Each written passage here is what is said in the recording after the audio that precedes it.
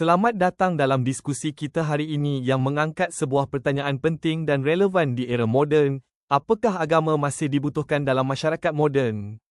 Di satu sisi, agama telah menjadi fondasi moral dan sosial dalam banyak peradaban selama ribuan tahun.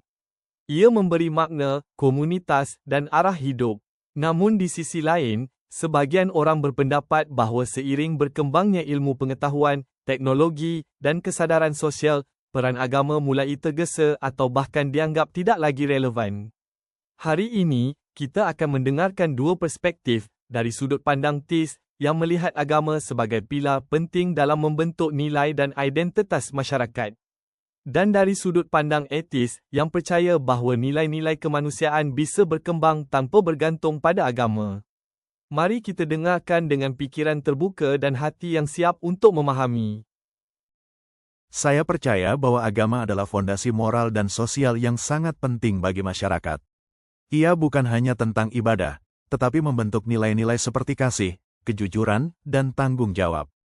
Tanpa agama, masyarakat bisa kehilangan arah moral. Terima kasih. Saya tidak menolak bahwa agama pernah memainkan peran penting dalam sejarah. Tetapi dalam masyarakat modern, kita bisa membangun etika dan hukum tanpa harus bergantung pada agama. Bahkan, agama kadang menghambat kemajuan dengan dogma dan intoleransi. Agama memberi masyarakat pedoman hidup dan struktur. Dalam banyak komunitas, agama menjadi perekat sosial. Banyak gerakan kemanusiaan juga berawal dari dorongan keimanan. Saya setuju bahwa agama bisa memberi struktur, tapi itu bukan satu-satunya cara. Kita bisa membangun solidaritas dan etika berbasis rasionalitas, HAM, dan empati, tanpa harus percaya pada hal supranatural. Banyak negara sekuler yang tetap damai dan makmur.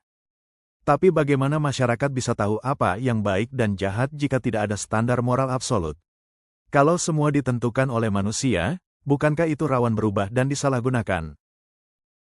Justru moralitas harus bisa dievaluasi dan diperbarui. Agama sering bersikukuh pada nilai-nilai lama yang sudah tidak relevan, bahkan merugikan, seperti diskriminasi terhadap gender atau orientasi seksual.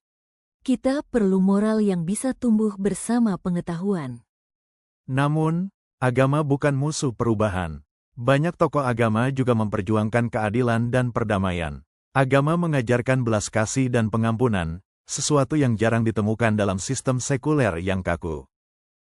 Tapi agama juga telah menjadi alasan konflik, perpecahan, dan kekerasan sepanjang sejarah. Dari perang salib hingga ekstremisme modern, agama sering jadi pembenaran kekerasan. Bukankah itu membuktikan bahayanya dogma yang tak bisa ditantang?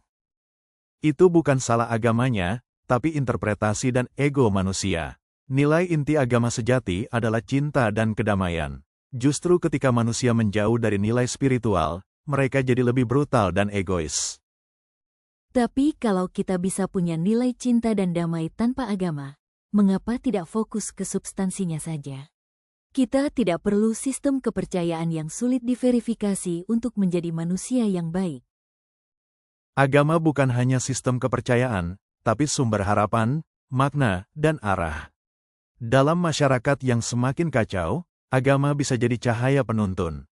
Saya percaya bahwa manusia bisa menemukan makna, etika, dan harapan tanpa harus tunduk pada dogma. Yang kita butuhkan adalah dialog, empati, dan nalar, bukan kepercayaan buta.